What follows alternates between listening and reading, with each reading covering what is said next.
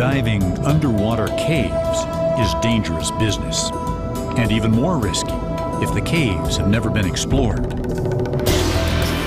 But that's what biologists Jill Yeager and Abel Perez Gonzalez have come to Cuba to do.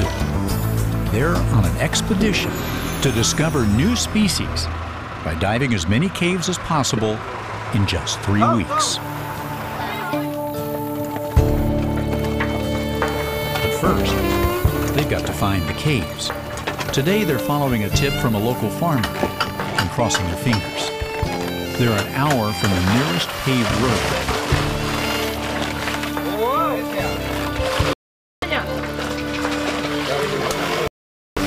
So how do you find a cave? Like many islands in the Caribbean, Cuba is primarily limestone.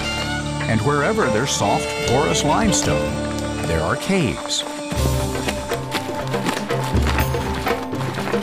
Think of an ocean in the middle of the jungle. An extraordinary saltwater ecosystem far from the coastline. That's what these caves offer.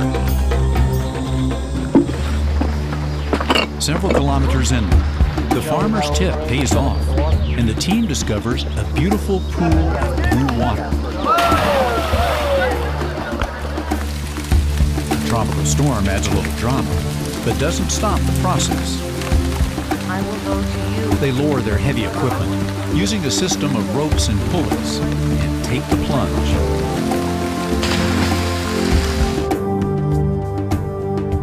There are so many new species out there to be described that, I mean, every time we go into a new cave, we find new species. Thousands of years ago, the cave roof collapsed, and this pool of fresh water formed from centuries of tropical rainstorms. But the scientists spot evidence that this was once a dry cave, stalactites formed by dripping water. Abel's light picks up a creature often found inside Cuban caves, a blind cavefish. Yo creo que debe ser la I believe this is probably the Lucifugadatus que species es la más Lucifugadatus, the most en widely Cuba. distributed cavefish in Cuba. Many millions of years ago, the ancestors of this fish probably swam somewhere in the salt water of the open ocean. Through the process of evolution, the fish adapted to living in fresh water and to total darkness. In the absence of light, eyes are useless. Animals that live in caves are called troglobites, and troglobitic adaptations are those changes that these animals have undergone through millions of years. They've lost their eyes and their pigmentation, or their eyes have become greatly reduced. Another adaptation that we see is their senses are more finely tuned. Because fresh water weighs less than salt water, the two don't mix. As Abel and Jill descend deeper, they reach the distinct division between the layers, called the halocline. Below the halocline is the heavier salt water. Abel signals Jill. He's found another fish swimming in and out of the halocline. This one seems different from the fish they just saw. It lingers in the salt water.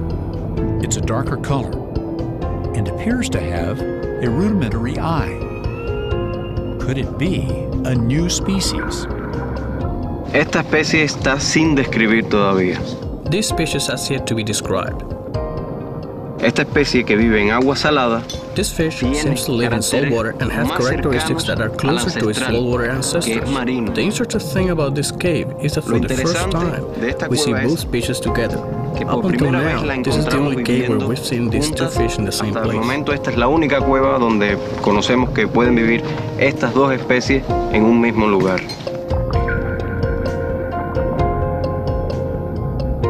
Abel sets out to capture the new fish for more detailed study topside.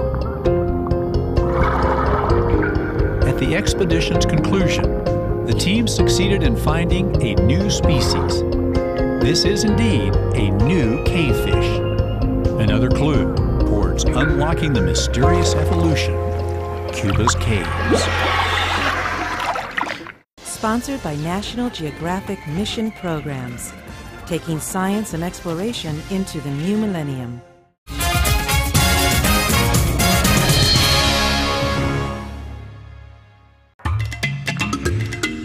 For the best subscription offers to any National Geographic magazine, log on to nationalgeographic.com/magazines.